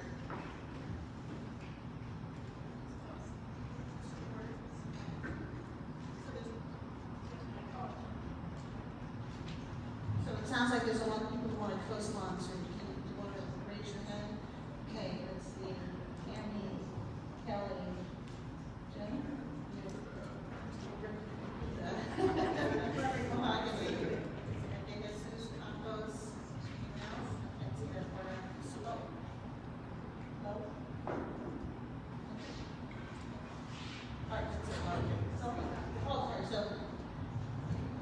Any other membership? Yeah, I spoke to Member Sousa about this. Sorry, I didn't speak to you, but I wanted to ask for a friendly amendment. As we know, the juvenile hall is a city-run program, and there are actually over 100 city employees, good union employees who are working in that space. So I just ask for an amendment that acknowledges that the city's also going to work on a path to make sure that they have like a transition, so that we are not also in this very good effort, putting a bunch of city employees out on the street. So I was hoping at the end of the first resolve clause after 2021 to add language that says, and urges policymakers to ensure a just transition for current city workers within that time frame. So that's a motion. Is there a second? Second by Member Rahami. Can we take that? Can we take that motion without objection? Without objection, it's amended. Member Ting. Thank you. So just want to try and briefly say that Senator Ting is, been working on corrections reform issues in the state level, and since he's been on the budget committee, it's definitely a very tough discussion to have in Sacramento, and we keep wanting to try to move all forward. So we're happy to support this because we're happy to see action being taken, that this is, moving the ball in the right direction. Colleagues, any other comments or questions about this? Is there a motion to adopt the resolution as amended? Motion by Broad, second by Baraka. All those in favor say aye. Aye. Any opposed? Abstentions? So Feinstein, Kanalakas, Wiener, who else? Weinstein, Feinstein, Kanalakas, Wiener. Thank you. It passes. Congratulations. Thank you very much to Supervisor Walton. I think Ronan and Haney are also co-sponsoring. We'll now move on to item number 9, which was added as a new item to the agenda. A resolution calling upon the University of California Board of Regents to oppose Dignity Health and UCSF affiliation. And this is a resolution that has been brought forward by Member Galata and has been co-sponsored by myself, Members Bra and Lowe. Member Galata. Thank you, Chair Campos, and thank you, colleagues, for supporting adding this item to the agenda tonight so we can have a discussion. I will speak briefly first, and then certainly invite my co-sponsors and other colleagues to share a few words. And I just want to thank our current co-sponsors, Chair Campos, Members Chan, Lowe, Grove, Gupta, Souza, and Dufty, and hopefully there's more. I see De Jesus. So the resolution, you have the resolution language before you tonight, and then I think we can discuss the specifics of the language. But I just want to just take a step back for a minute and draw some connections and to the context that I see this happening in, and why I feel strongly about this issue. So obviously, I think all of us were outraged last week when Alabama legislators voted to ban abortions in nearly all cases. Georgia, Kentucky, Missouri, Mississippi, Ohio, Utah, and Arkansas have laws on the books severely limiting a person's access to an abortion. That makes 8 states that have passed bills to limit abortion just this year alone. We know what their end goal is here, and as Democrats, we know we will fight that at every turn. But it's not just Republican legislators that are the problem. It's the healthcare system in our country that actually we need to be keeping a closer eye on. Just earlier this year, it was announced that Dignity Health, which is based here in San Francisco, was merging with Colorado-based Catholic Health Initiatives. They've now merged and come together to form a new $29 billion health system. That merger was approved by the Catholic Church through the Vatican. The merged entity is now called Common Spirit Health, and their national office is in Chicago. They operate 142 hospitals and more than 700 care sites across 21 states. I mentioned 8 states before. That's 21 states where they are operating, many of them in blue states like California that are pro-choice. Dignity hospitals are connected to the Catholic Church, which follow directives from the U.S. Conference of Catholic Bishops.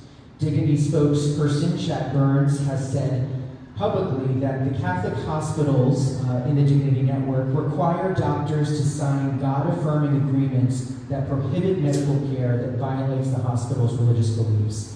He said these include the Statement of Common Values or the more restrictive ethical and religious directives for Catholic health care services, which characterize certain procedures, including sterilization, as intrinsically evil. Depending on the hospital, prohibited care can include abortions, tubal ligations, hysterectomies, sterilizations, miscarriage care, gender surgery, and contraceptive counseling. So when we hear that Dignity offers services, they may talk about services that are available to patients, But when patients request those services, they are told they cannot be performed and that they need to go somewhere else.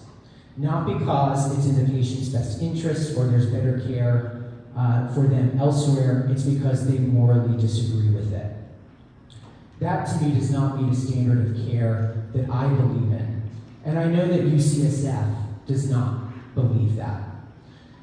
But even if UCSF doctors retain their autonomy in providing medical advice, to me, the trouble here is the association and the benefit that this growing Catholic health system is gaining through this affiliation with one of our most well-respected and renowned public hospitals.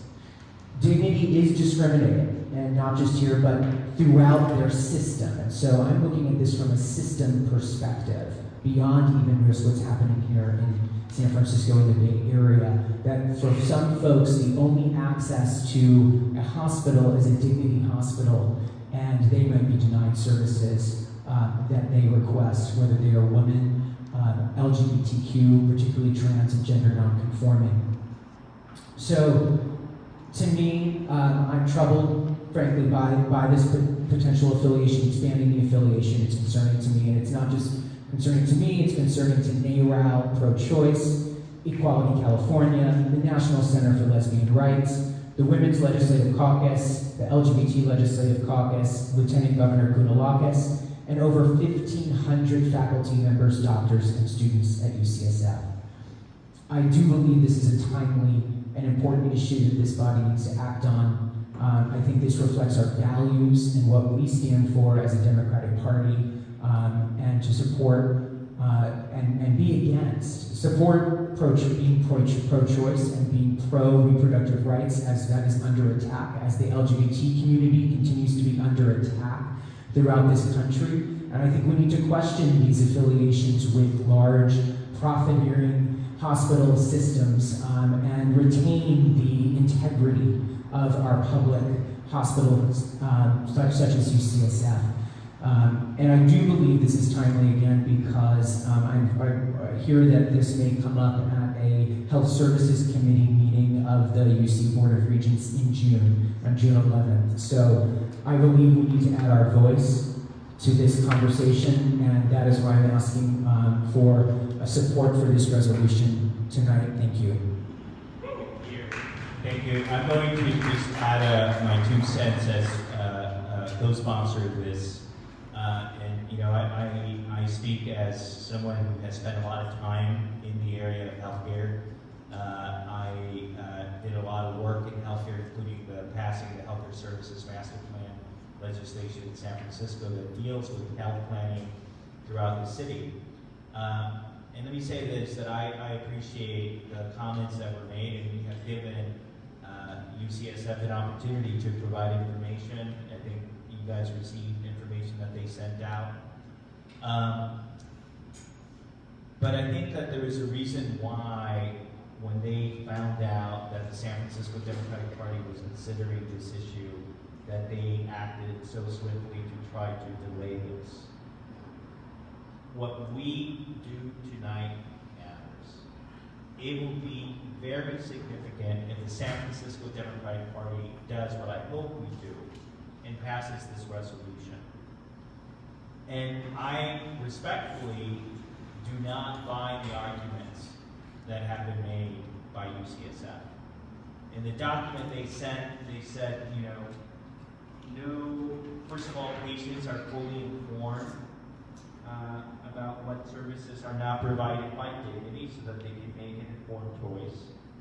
Then they say no UCSF faculty or staff will be asked or required to participate in providing services at a facility that you know, works with religious limitations in terms of what they can provide, they can do. And while I appreciate that, I just don't think that's good enough. And I think about it, what would I want UCSF to do if, for instance, Dignity Care had something that said, we're not going to provide services to anyone who's undocumented, right?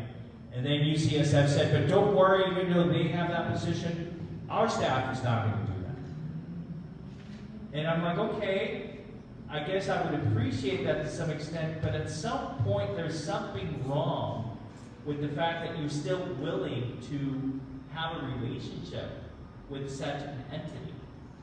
And the services that we're talking about are so intrinsic to the people that need them. I mean, reproductive health is a basic necessity for any woman. The medical services that members of the transgender community need are essential to being transgender.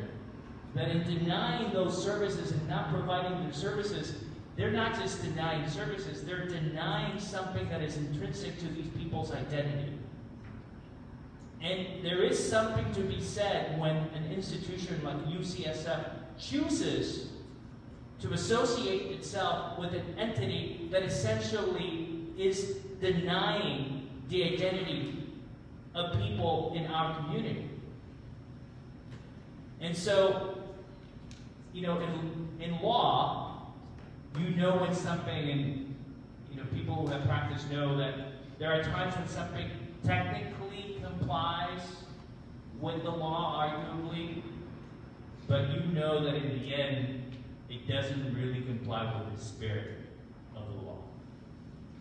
This is one of those things. Maybe, technically, what UCSF is doing might comply with the idea and the concept of inclusion, but it doesn't comply with the spirit. And so we have an opportunity to say, I'm sorry, UCSF, but that simply is not good enough, and it is not going to fly in San Francisco, in California, in 2019. So let's be very clear. This is important, and the reason they want to delay and for us not to act is because it is important.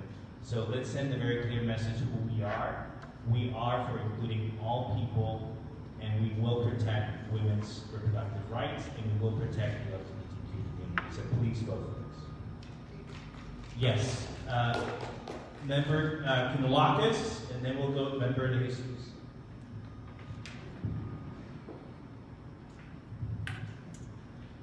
As many of you know, our Lieutenant Governor concurrently serves on the Board of Regents, and she issued the following statement last week, and she asked me to read it to you all tonight. As Lieutenant Governor of California and a member of the University of California Board of Regents, I have serious concerns about the proposed University of California San Francisco affiliation with Dignity Health. Over 1,600 UCSF faculty, physicians, students, staff, and alumni have signed letters opposing the arrangement, and leaders of women's groups and the LGBTQ community are speaking out. As someone who will never compromise when it comes to the rights of women and LGBTQ people, I will oppose any kind of partnership that would openly discriminate against these groups or restrict their access to health care. Thank you, Member De Jesus, and then Member Gupta, and I know that Member Wiener wanted to say something as well. So I just want to chime in. I mean, it's a public institution funded by public dollars. You know, it's governed by the Board of Regents. I'm just kind of shocked to see that you're actually merging with a Catholic hospital. Hello? Okay, yes. So anyway, it's a public institution. It's funded with tax dollars. I am concerned where my tax dollar goes, and I am concerned about affiliating with Dignity Health, which is a Catholic institution. I do believe in separation of power and state. I do worry about the smaller clinics that are all around. You know, one of the things is you get your foot in the door, and then you slowly start chipping away and changing things and shutting down the clinics and changing the rules. I'm also concerned with this thing where no provider shall be required to participate in any care process in which he or she has a moral objection. We hear from the other states that it really is, that's the Catholic objection. That's the ones who are not going to do the abortion, or not going to work on LGBT because they have that moral objection, and it's sitting right here in front of us. It can be interpreted both ways. So I'm just kind of shocked, and I just don't want my government dollars merging with the Catholic hospital. Then I have a conflict. I believe in a separation of the power of the public institutions and the church. Member Gupta.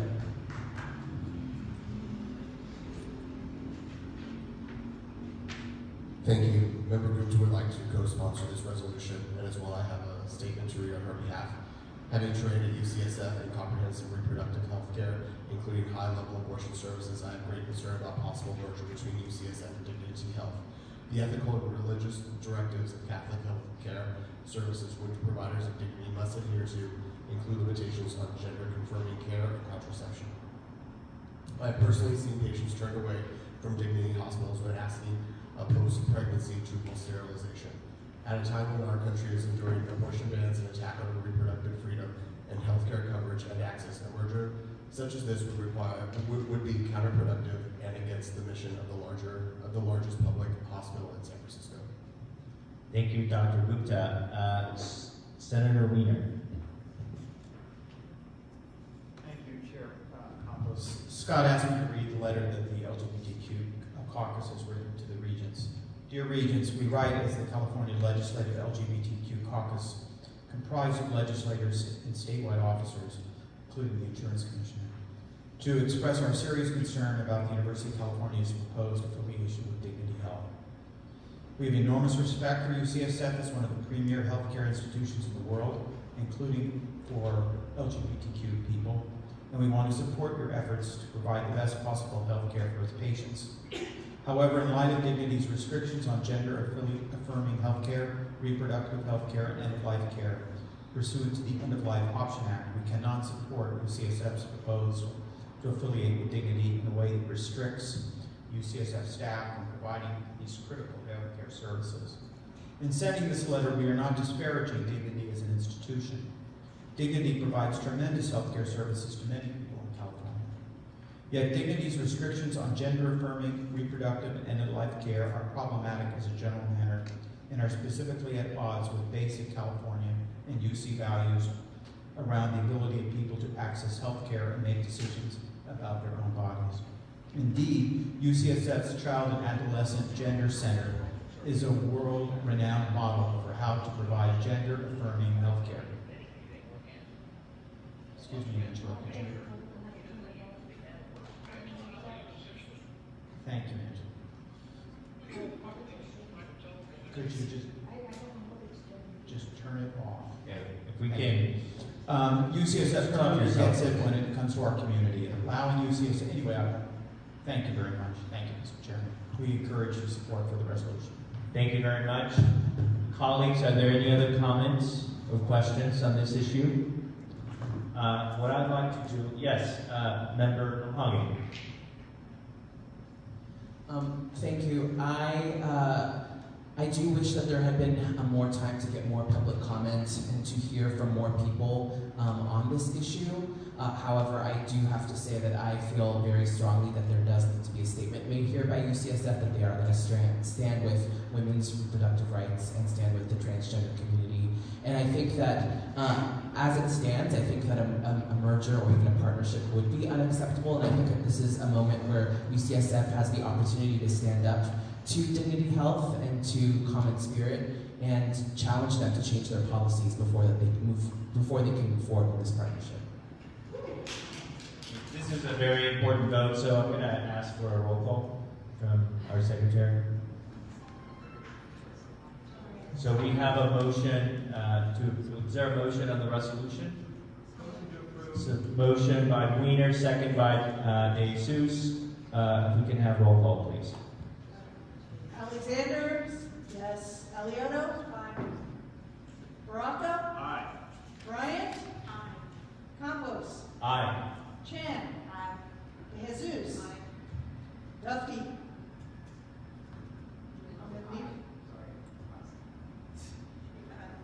Gelato? Aye. Grove? Aye. Gupta? Aye. F. Shea is aye. Tom Shea? Jung? Kim? Aye. Lacroix? Aye. Leviton? Aye. Lowe? Aye. Mahogany? Mandelman? Maxwell? Aye. Norton? Aye. Sousa? Aye. Feinstein? Kounalakis? Aye. Cohen? Abstain. Weiner. Aye. Ting. Aye. And Chu. The resolution passes. Thank you very much. Before we move on to new business, I actually will move on to new business. And the first announcement or question that I have for folks is, for every member of the committee, if you are not going to the convention, please let our executive director know so that we can appoint a proxy for UC. We have a number of individuals, especially many young people, who would love to attend the convention. So if you are not able to attend for some reason, please let us know so that we can appoint a proxy. If there's anyone here that is not going and hasn't informed our executive director, please do so after the meeting. Is there any, yes, Member Gupta? Member Gupta would like to make a motion to adjourn in 3 trans folks that were recently killed. One recently, just a couple days ago, by the name of Malaysia Booker. The other one by Claire Legato, and third, Michelle Simone. Thank you for doing that. And I know that Member Bryant wanted to also adjourn in the memory of Rebecca King-Murrow, who was a longtime 1021 member, a D5 resident, a labor leader, Larry King's daughter, Leroy King's daughter. If we can also adjourn in her memory. Yes. And then we also want to adjourn in memory of Blake Lowe's. Former Deputy City Attorney. Blake Lowe's. L-O-V, yeah, L-O-V-E. Yes. L-O, is it E-V-E-S? Yes.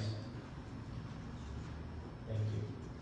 Member Maxwell. Yes, I'd like to ask that we have a resolution or a letter in support of the Office of Racial Equality that our member Sam Fewer and Valerie Brown are putting forth.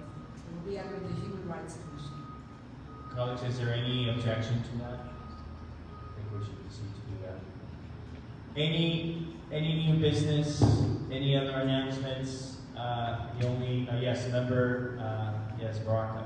As a member of the LGBTQ community, I would like to remind folks that we are having quite the celebration next month. And as a member of the Alice B. Douglas LGBT Democratic Club, we cordially invite you to our breakfast. That will be the morning of the 30th. And we will also have our wonderful speaker, Nancy Pelosi, as our keynote speaker. And a number of us are buying tickets, so if you want to join the DCCC table or half table at Alice, please let us know. Let Member Baraka know. With that, on that note, I do want to adjourn in memory of the individuals that we mentioned. We look forward to seeing all of you at the state convention for the California Democratic Party in San Francisco. Go San Francisco Democrats. Thank you for coming. The meeting is adjourned.